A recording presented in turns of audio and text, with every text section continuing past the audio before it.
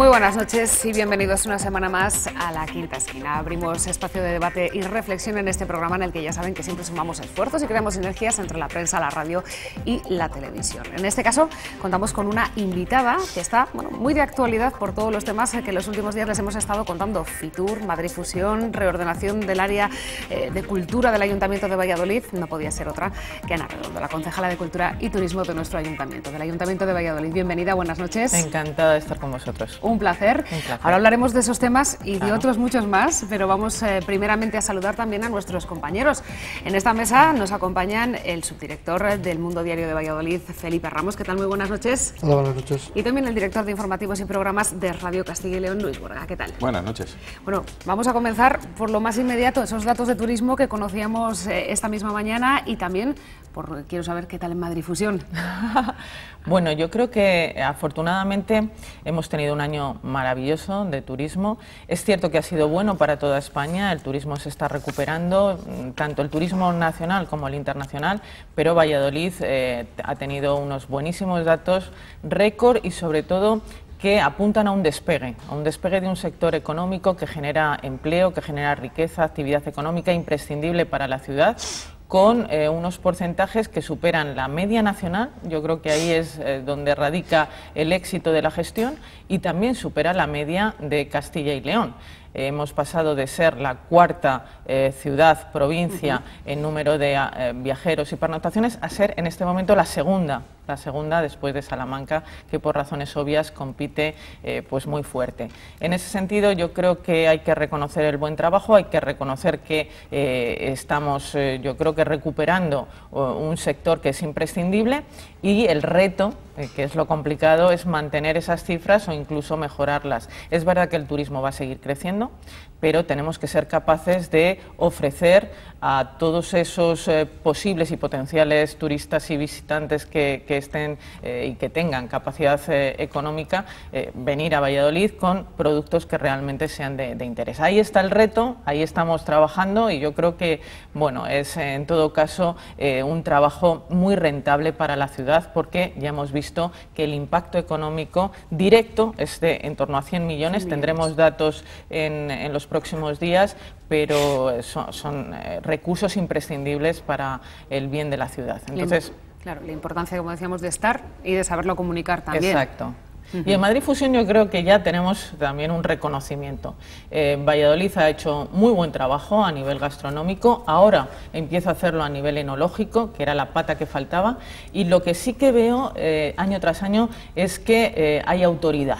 Quiero decir, se nos reconoce la autoridad y el liderazgo en algunas cuestiones imprescindibles, como por ejemplo el sector de los vinos, el sector de todo lo que mueve la enología, que es muchísimo, con un turismo además de mucha calidad, un turismo sostenible, un turismo que fija en el territorio una riqueza muy importante, y una industria que es la industria enológica y vitivinícola fantástica, y por supuesto también en el tema de las tapas, donde es posible que tengamos una buena noticia en breve, que sea el reconocimiento de la tapa como ese patrimonio inmaterial de UNESCO, que si fuera así, la verdad es que nos catapultaría, porque tenemos el concurso nacional de pinchos y tapas, este año ya será la 13ª edición, y acabamos de generar ese concurso mundial de pinchos y tapas, que yo creo que también nos va a dar muy buenos réditos. Está muy bien posicionada ahí. Sí, yo creo que sí. Habla evidentemente los datos de turismo son incontestables. Hombre, cuando se habla de un impacto económico de 100 millones, a mí me gustaría que digamos que catalogara en qué se basa ese impacto económico de 100 millones. Porque decir 100 millones, ¿por qué 100 y no 150 o no 200? Sí. Pero lo que yo quería saber es si, a la vista del análisis de los datos de turismo, es más por efecto rebote de este buen momento del turismo, evidentemente, que se está viviendo en prácticamente todas las provincias de Castilla y León, todas las capitales de Castilla y León y en todo el país, o es por efecto de políticas o acciones concretas que se han hecho y que se han realizado, más allá del concurso de la tapa, que está casi institucionalizado, y aunque se haya una nueva vía con el campeonato mundial, a eso me refiero. ¿Es más efecto rebote o es por acciones concretas que se han podido hacer y sobre todo qué falta para hacer para mantener ese liderazgo. Y después hablamos de esas despedidas de soltero. Bueno, las dos cuestiones que planteas yo creo que son sumamente interesantes. Los 100 millones de impacto, bueno, es verdad que son todo datos que manejamos y que no solo manejamos desde la concejalía. Nosotros mantenemos un observatorio del turismo en Valladolid con la Universidad de Valladolid, con un convenio que sistemáticamente va recabando datos que luego tienen un efecto económico, o por lo menos el estudio nos dice que de esos datos sí que se puede derivar una rentabilidad económica. Son muchos factores los que se tienen en cuenta y luego se aplican ratios matemáticas que dan un determinado número, una determinada cifra. Por lo tanto, no es aleatorio, está basado en datos que nos dicen que efectivamente hay un impacto en ¿qué? En generación de trabajadores del sector, en generación de riqueza, sobre todo en los más implicados, hotelería, hostelería, sector comercio, y luego toda una serie de elementos, por ejemplo, en cuanto a transporte interior, transporte, que todo eso sumado viene a dar una cifra redondeada de unos 100 millones. Yo creo que se queda corto, pero en todo caso ahí hay un estudio y un análisis que tiene periódicamente unos resultados, y yo creo que esos resultados en definitiva son los que el observatorio nos indica. En cuanto a la segunda cuestión, hombre, yo creo que efectivamente hay una tendencia, lo decía al inicio, ¿no? Hay una tendencia de recuperación económica y hay una tendencia también de mayor capacidad de invertir en lo que es el disfrute, el ocio. Yo siempre digo que el ocio es nuestro negocio. Pues sí, el ocio es nuestro negocio, el ocio de la gente. Y cuando la gente deja de estar tan temerosa de su situación económica, pues empieza a intentar o a querer disfrutar. Y el viaje es uno de los mayores disfrutes que hay. En ese sentido, podría decirse que efectivamente nuestros datos de turismo vienen aparejados o de la mano de esa inercia, pero si nos damos cuenta del crecimiento de Valladolid en comparación con el crecimiento de Castilla y León, que se ha producido y es importante, y el crecimiento español, realmente es mucho mayor el crecimiento de Valladolid ciudad. Tenemos un crecimiento en viajeros de en torno al 8,5 y un porcentaje de viajeros y pernoctaciones, que es lo importante, en Valladolid también, que ronda el 9% de crecimiento, cuando la media está en el 4, 3,5%. Por lo tanto, ahí sí que hay, yo creo que un trabajo que reconocer, y no digo que sea un trabajo de la concejala ni de la concejalía, hay un trabajo muy serio de muchos sectores que están colaborando. Yo creo que lo importante en esta nueva etapa es que se está poniendo sobre la mesa la colaboración. La colaboración es imprescindible en materia de turismo, la cooperación. Y la cooperación tiene que ser tanto público-privada, y ahí el trabajo excelente que se está haciendo desde el sector hostelero, desde el sector de la hotelería, desde el sector comercio, todos ellos agrupados en la mesa del comercio, que yo creo que ha sido una de nuestras aportaciones. Vamos a valorar todos juntos lo que es necesario mejorar y caminemos por esa senda en la que todos estamos implicados. Esa mesa del turismo, que es la colaboración público-privada de estos sectores en Valladolid, es imprescindible. Y luego la colaboración pública, la colaboración institucional. Yo siempre digo que con Diputación la colaboración es fantástica, y esa colaboración nos permite que el visitante que está en Valladolid pueda incluso pernoctar algún día más, porque tiene la posibilidad de hacer una ruta enológica por cualquiera de las 3 rutas que existen en la provincia y que son muy potentes, de mejores bodegas del mundo, porque tenemos en Valladolid, y hay que sacar pecho de ello, los mejores vinos y las mejores bodegas del mundo. Eso, por ejemplo, a través de Ribera de Duero, de Rueda o de Cigales, está siendo muy provechoso para Valladolid. Esa colaboración es fantástica. Cuando, por ejemplo, los visitantes vienen a una de nuestras señas de identidad, la Semana Santa, es que ya no solamente vienen a Valladolid a ver ese museo en la calle, que además no sé quién lo decía, creo que en el New York Times últimamente, porque estamos de moda internacionalmente, y eso yo creo que hay que también ponerlo en valor. Decía que el Museo de Escultura de Valladolid es el Prado de la escultura. Es decir, es el Museo del Prado de Escultura, y eso hay que ponerlo en valor, hay que promocionarlo, etcétera. Cuando eso es así, y la gente está en Valladolid, pero además puede ir a Medina del Campo, puede ir a Medina de Río Seco, puede ir a Tordesillas, ver las especialidades de esa Semana Santa que es tan auténtica, tan genuinamente nuestra. Yo creo que eso mejora los visitantes y mejora las pernoctaciones. Ojalá pudiéramos hacer eso con el resto de ciudades de Castilla y León. Yo creo que ese es el impulso que nos queda, porque efectivamente el que el visitante esté en Castilla y León supone que puede estar mucho más tiempo, porque hay mucho que ver, hay muchas ciudades y muchos rincones de la comunidad que son perfectamente potenciables desde Valladolid, desde León, desde Salamanca o desde donde sea. Valladolid es el centro y la capital, pues aprovechemos eso también.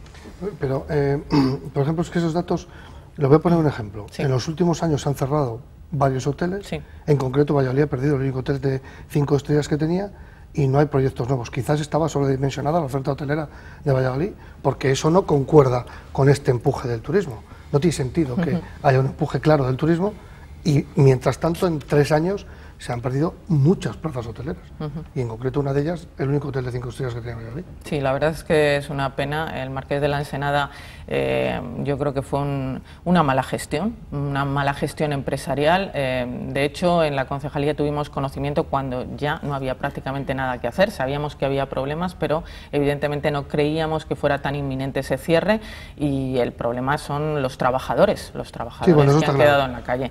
En todo caso, yo sí que creo que la oferta de 4 estrellas, y nos lo dicen todos los marcadores, es una oferta muy potente. 3, 4 estrellas, ahí estamos muy bien posicionados.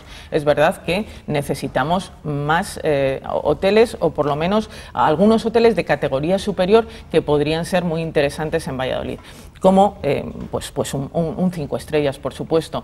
También digo otra cosa, eso depende de la iniciativa privada. Quiero decir, una administración, un ayuntamiento puede impulsar, puede planificar, pero luego efectivamente No, si yo no planteo que la empresa privada tiene que echar... No planteo que el ayuntamiento ponte claro, un hotel, no, pero quiero decir, a la vista de estos datos, también, me parece lógico que se cierren también hoteles. creo que bueno, la clave de ahí ha sido que efectivamente se cierra, o la decisión estaba tomada porque había un problema económico y empresarial importante, y porque ese hotel se abre en unas circunstancias anteriores a este despegue, es verdad, en plena crisis económica, y cuando las cosas pues no podían ir bien porque económicamente el país estaba muy dañado.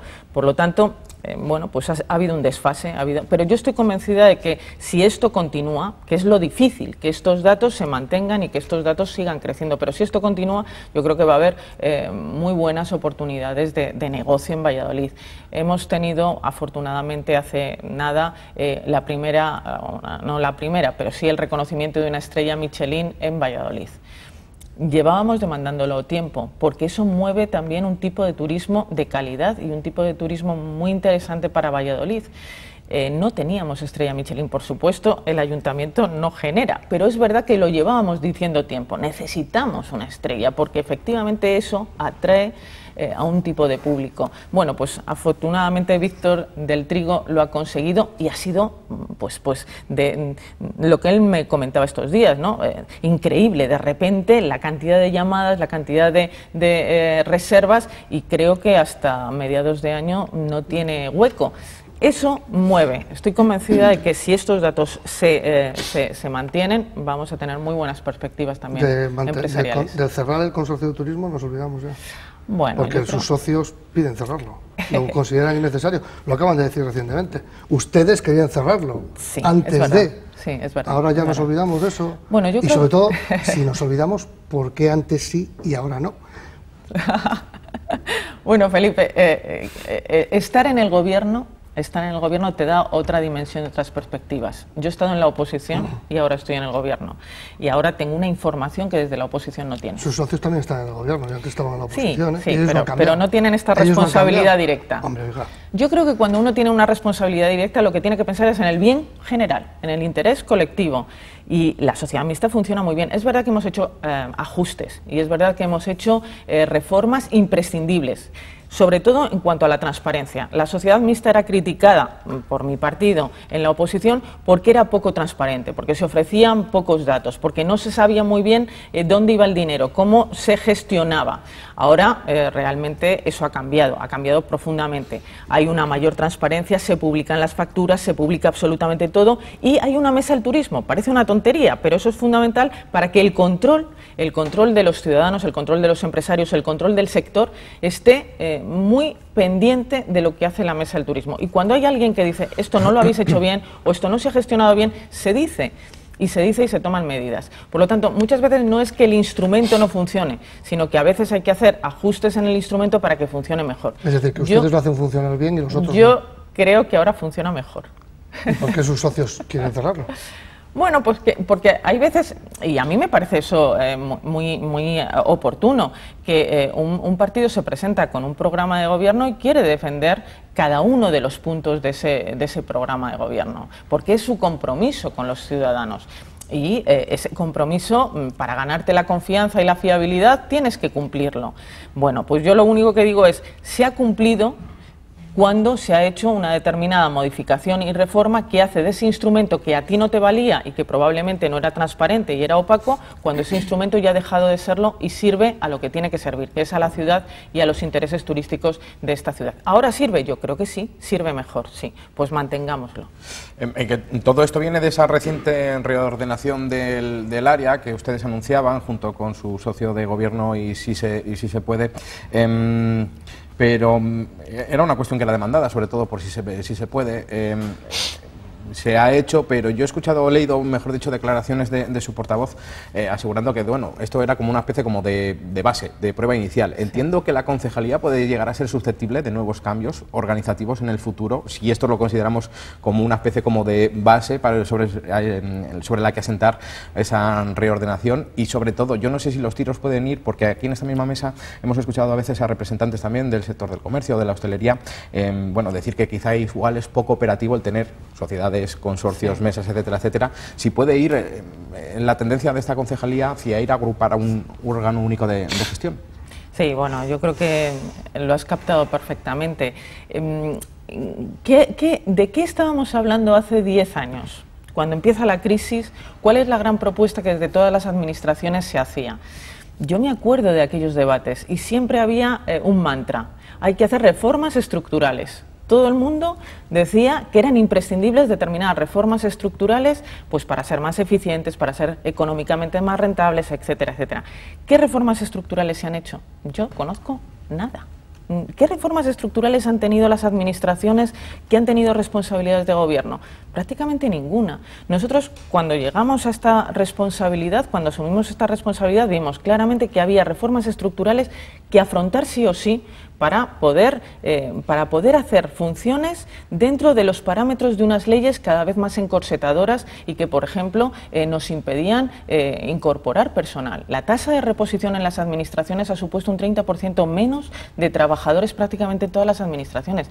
Esa ley Montoro ha hecho mucho daño al sector público, pero también supone una oportunidad, y la oportunidad es hacer reformas estructurales. Bueno, pues la unificación es una reforma estructural, porque, como tú muy bien dices, ha habido momentos en la historia en la que la descentralización administrativa era una oportunidad de mejorar, de ser más eficientes, pero ahora no. Esa descentralización ha llevado, y ya lo sabemos, a determinadas contrataciones, a falta de transparencia, a determinados huecos por donde se escapa el dinero público que ahora mismo son insostenibles y no se pueden mantener.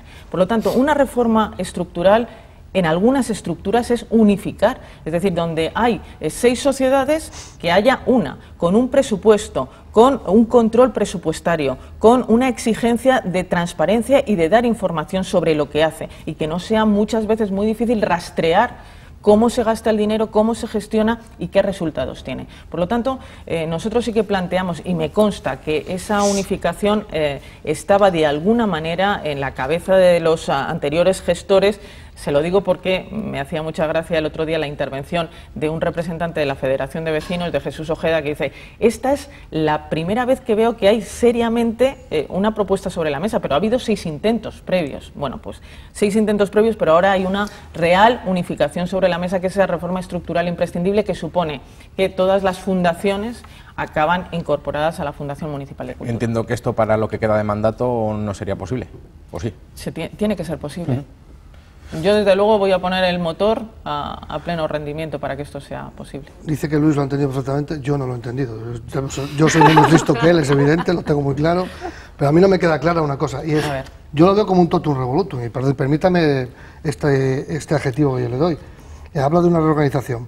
Vale, todas las sociedades pasan a la Fundación Municipal de Cultura, pero después resulta que las decisiones las toma la concejalía, que además tendrá en cuenta consejos nuevos que se han creado, como el consejo este nuevo de las artes y tal y cual, que además tendrá en cuenta, oiga, yo le voy a poner un ejemplo. Yo recuerdo que antes, y yo no digo que lo de antes fuera bueno, ni lo de ahora, o sea, es que no entiendo esto, yo esto lo veo como una amalgama que más parece como una especie como de querer contentar a el tercer socio, que es Podemos, que es el que más ha peleado por esto y que siempre ha criticado a su área, a la de cultura principalmente.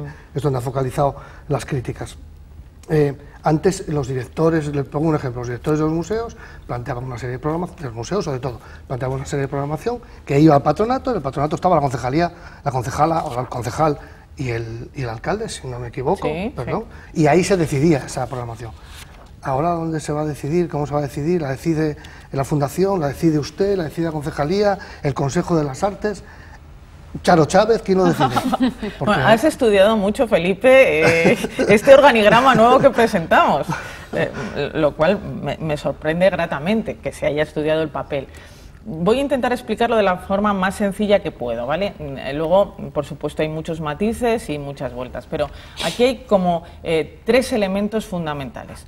Un elemento que es el elemento legislativo, vamos a llamarlo, ¿vale?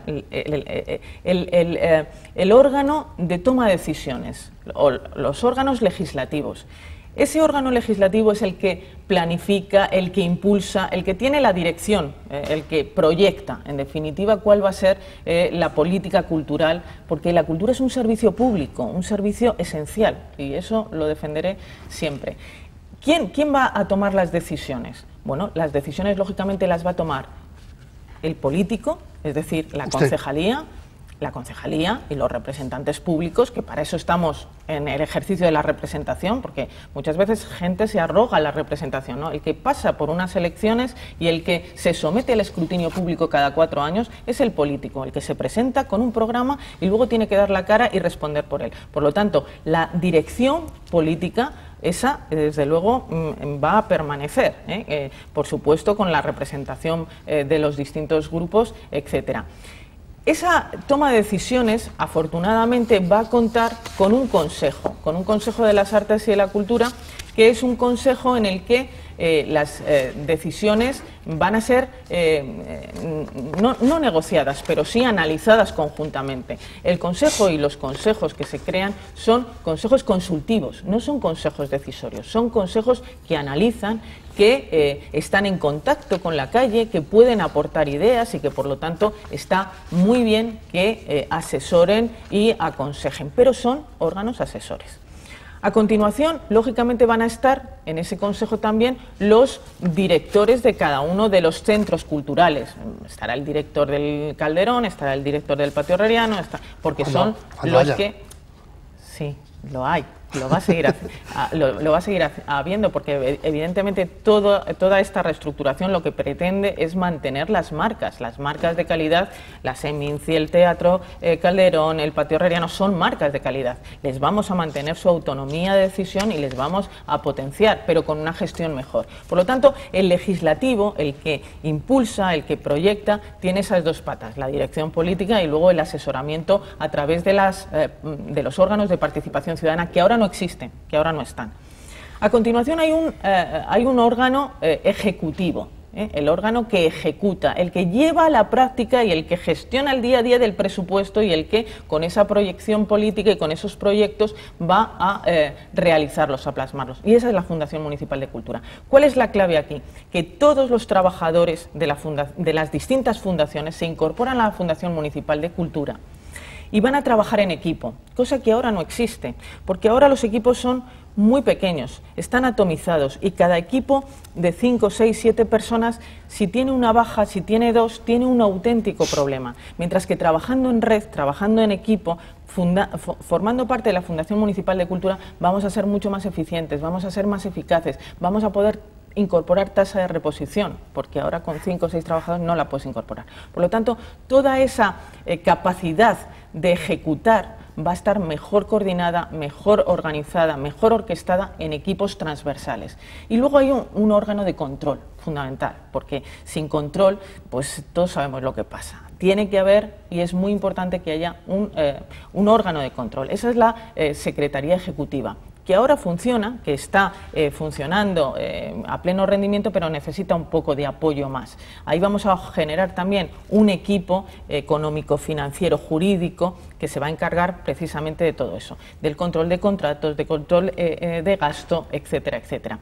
Yo creo que con esta estructura, que es más razonable, que es una estructura más lógica, más simple, más simplificada, vamos a permitir, pues eso, ser lo que necesitamos, más eficientes, no es otra cosa. Yo no voy a inventar aquí la pólvora, ¿no? Pero sí que voy a dar una cierta racionalidad y mayor eficacia y eficiencia a un trabajo que es estupendo y que realizan magníficos profesionales, pero a veces se sienten muy solos o a veces se sienten sin el apoyo suficiente. Sin más recursos vamos a intentar que eso funcione mejor. O sea, las decisiones las va a tomar la Fundación Municipal de Cultura. No. ¿En materia de cultura? No, no. ¿O las va a tomar usted, la concejalía? Supuesto, la concejalía. Dependen exclusivamente de la concejalía. La concejalía... Digamos que la concejalía recibe el asesoramiento de todos estos y usted decide. A ver... Digo por simplificarlo, que la gente lo entienda. Porque... La concejalía es la que presenta presupuestos. Tú date cuenta Eso es que evidente. el presupuesto es mi responsabilidad. Del presupuesto hablamos ahora también. El presupuesto es mi responsabilidad y por lo tanto es verdad que no tomo las decisiones sola. Ahí hay, por supuesto, un órgano amplio donde todos los representantes del ayuntamiento van a participar junto con la participación ciudadana a través de los consejos y lógicamente también con los directores de cada centro cultural. Solo una cosa, y hablamos del presupuesto, que me interesa saber su opinión en este retraso del presupuesto, me va a decir lo del interventor, pero bueno. ¿El director del Patio Herreriano o directora lo van a elegir ya, una vez que han hecho esta reorganización, o habrá que seguir esperando todavía? No. Está presupuestado 6 meses de 2018 y estamos en el proceso. Vamos a presentar las bases al próximo Consejo Rector. Presentaremos las bases para que la apruebe, porque todo lleva un procedimiento. ¿El Consejo Rector? El Consejo Rector es el que tiene que aprobar las bases. ¿Cuándo será? Pues quiere sacármelo y no lo sé exactamente porque tenemos que fijar la fecha, pero a principios de febrero. Y el presupuesto, digo, de su área de cultura, porque todo esto depende de un presupuesto. Sin duda. Y estamos a finales de enero, parece que se avecina febrero y no tenemos presupuesto y no hay presupuesto. ¿Qué pasa con el presupuesto? A lo mejor resulta que dentro de estas, tratar de llegar a una entente con Podemos, no con el interventor, esta reorganización del área de cultura, que era una de las cosas que más pedía Podemos, también está incluida en esa entente presupuestaria, ¿o no? ¿Cuántas cosas? A ver, y eso sí que es un totum revolutum. No, que se va a hacer un totum revolutum. Un totum revolutum. Bueno, voy a ver cómo intento explicarlo. A ver, no hay presupuesto, tampoco el presupuesto lo tiene Montoro. Quiero decir, no hay presupuesto nacional tampoco. Bueno, pero ya ha decidido prorrogarlo. Bueno, ya nosotros también tenemos un decreto de prórroga y espero que en febrero tengamos presupuesto. Eso sí, porque no tener presupuesto supone que nada nuevo se puede realizar, se puede plantear y se puede proyectar. Por lo tanto, evidentemente necesitamos un presupuesto y un presupuesto cuanto antes. Y teníamos fijada una fecha pero evidentemente no hay informe del interventor sobre la mesa y sin ese informe pues no podemos presentar el presupuesto, un informe favorable que se está haciendo desear, y yo estoy convencida de que lo vamos a tener en breve. Una vez que ese informe, que es el único requisito formal que en este momento todavía está pendiente, pues llevaremos el presupuesto al próximo pleno, que le aventuro será en febrero, o sea que vamos a tener presupuesto. Afortunadamente el Ayuntamiento de Valladolid lo tuvo en 2016, lo ha tenido en 2017 y lo va a tener en 2018 prácticamente en tiempo y forma. Cosa que otras administraciones no, cosa que otras administraciones pues se han dejado llevar. Nosotros no. Nuestra responsabilidad es el presupuesto y lo vamos a aprobar. Pero nada que ver negociaciones con Podemos, por ejemplo, esta reorganización del área. Lo digo, me parece dentro de la normalidad. Claro, decir, por eso. Es un socio de gobierno fundamental para aprobarlo. Por supuesto, es que la cultura de la democracia que viene, en la que ya estamos, es una cultura del pacto, es una cultura de la cooperación. O sea, que sí que está es también una la cultura negociación con Podemos, de la colaboración. Porque digo yo que ustedes no querrán llevar un presupuesto a pleno que no se apruebe. Mi obligación es intentar pactar con todos, por supuesto con mis socios de gobierno, por supuesto con quien es afín ideológicamente y por supuesto también intentar incorporar y sumar a otros grupos que están en la oposición. Por lo tanto, esa relación es habitual. Yo siempre digo que en esta nueva democracia el problema es el tiempo. El problema es el tiempo, porque muchas veces no tienes el tiempo suficiente como para tratar los temas con la profundidad que te gustaría y sentarte 250.000 veces con quien haga falta para intentar llegar a acuerdos. En la unificación, el resultado final es mucho mejor que el resultado al que nosotros pretendíamos llegar en un momento inicial. Yo lo digo sin que se me caigan los anillos. Quiero decir que en todos estos meses en los que ha habido muchos papeles, muchas reuniones, mucho hablar con unos, con otros, también hemos hablado con el Partido Popular, hemos hablado con Ciudadanos. En ese hablar con todos, el resultado final es muchísimo mejor.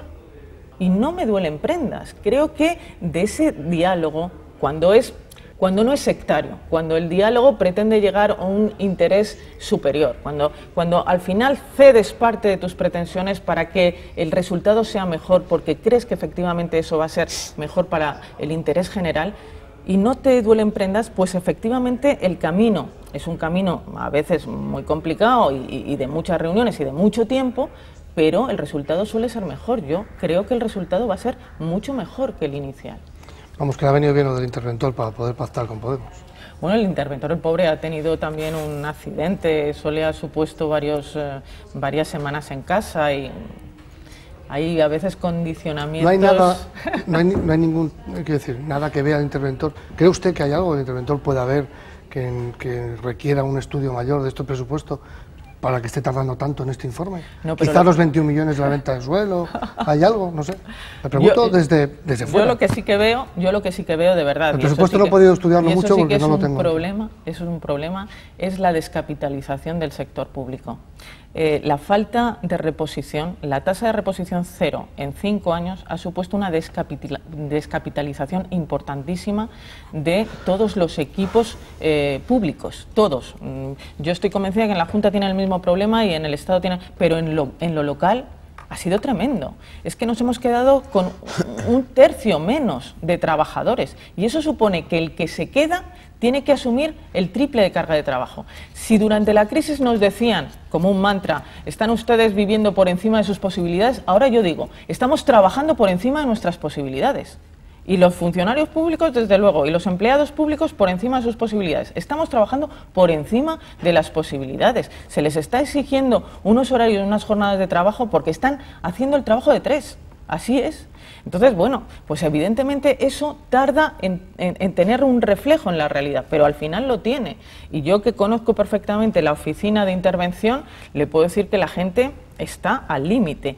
Se están produciendo una serie de bajas importantísimas por eso, por la presión, por la tensión, por la carga de trabajo, y al final, bueno, pues eso a veces ralentiza y retrasa, pero ya le digo que es cuestión de días.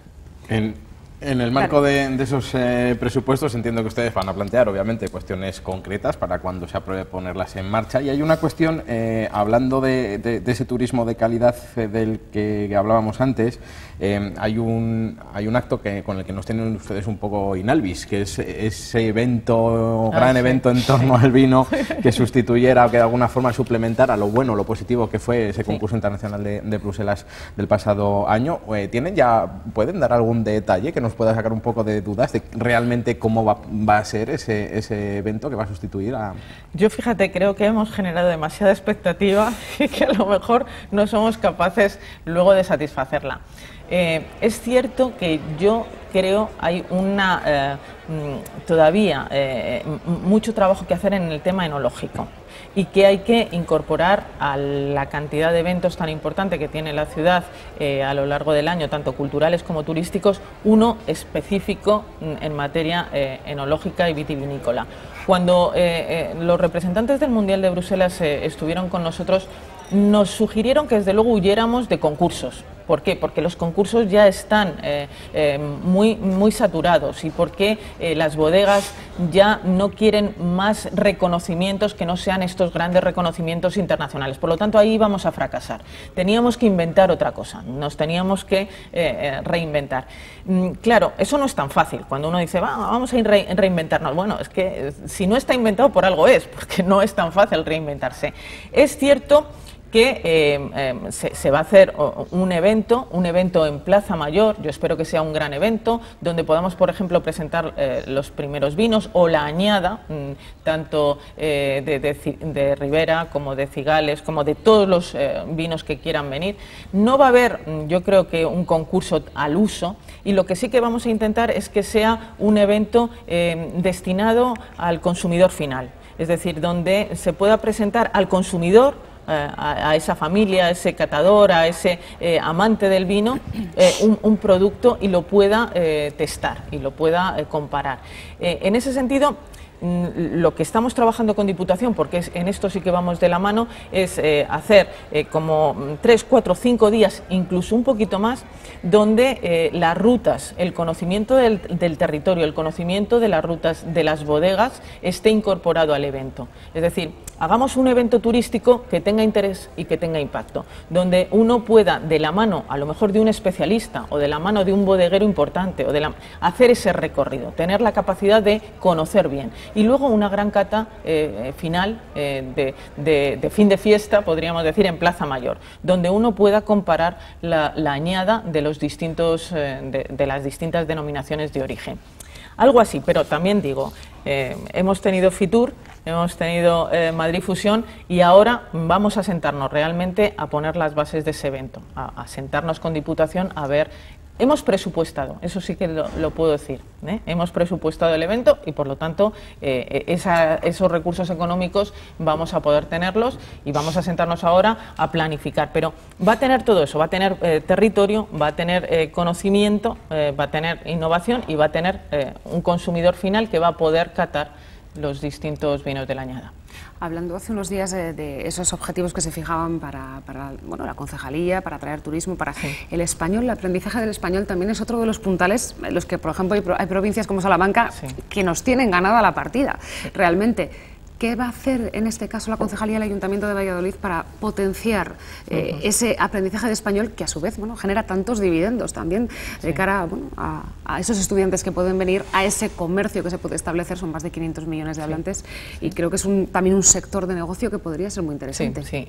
De hecho tenemos una comisión específica pensando en producto relacionado con el conocimiento del español, porque sabemos que ahí Valladolid tiene mucho que decir, el mejor español, o casi el mejor castellano español del mundo se habla aquí, y es verdad que Salamanca nos ha adelantado. Pero es verdad que Salamanca empieza a estar saturada. Es decir, que muchas veces el turista o el estudiante o la familia que llega a aprender español lo que quiere es incorporarse a una sociedad que habla español y que se relaciona en español. Y a lo mejor en Salamanca ese sector ya ve dificultades porque hay demasiados extranjeros, porque hay un porcentaje muy importante y eso nos lo trasladan. Quieren algo más auténtico, quieren una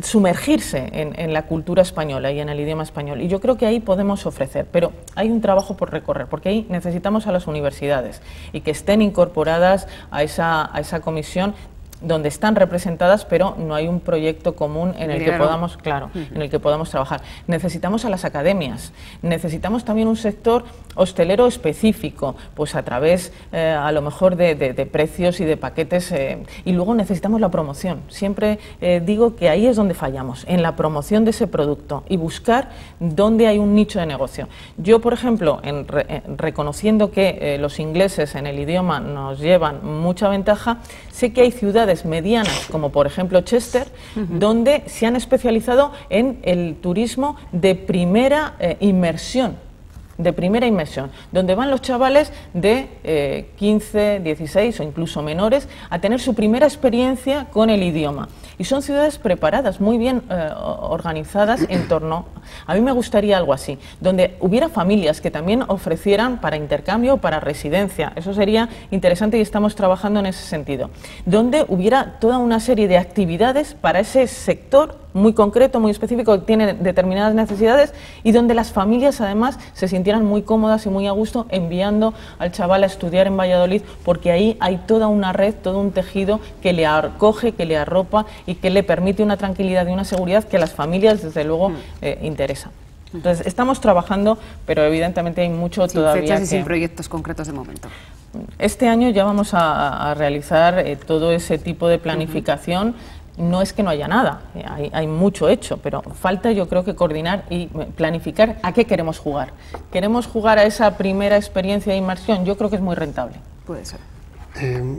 Ahí en toda esta tertulia, debate, hay una cosa que me llama la atención. No ha tocado usted en ningún momento ese turismo congresual fundamental, del que se habla mucho, que genera muchas visitas y que genera también un turismo de calidad. Y de la feria de muestras, ¿qué papel va a jugar la feria de muestras o esa nueva feria de muestras o ese nuevo relanzamiento que quieren hacer de la feria de muestras? Y espero que haya una estrategia clara también. Me queda un poco preocupado en esa frase que ha dicho, que a lo mejor hemos generado mucho en el del vino y vamos a defraudar.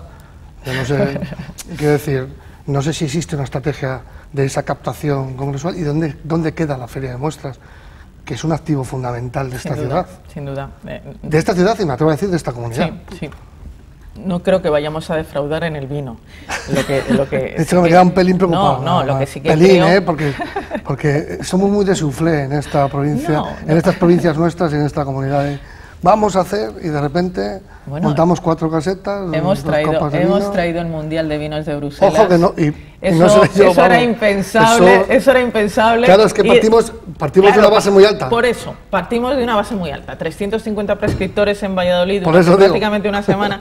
Pues claro, evidentemente, si uno inicia la jugada con semejante resultado, pues claro, luego evidentemente todo va a ser un poquito menor. Pero bueno, yo espero no defraudar, que conste. Feria de muestras.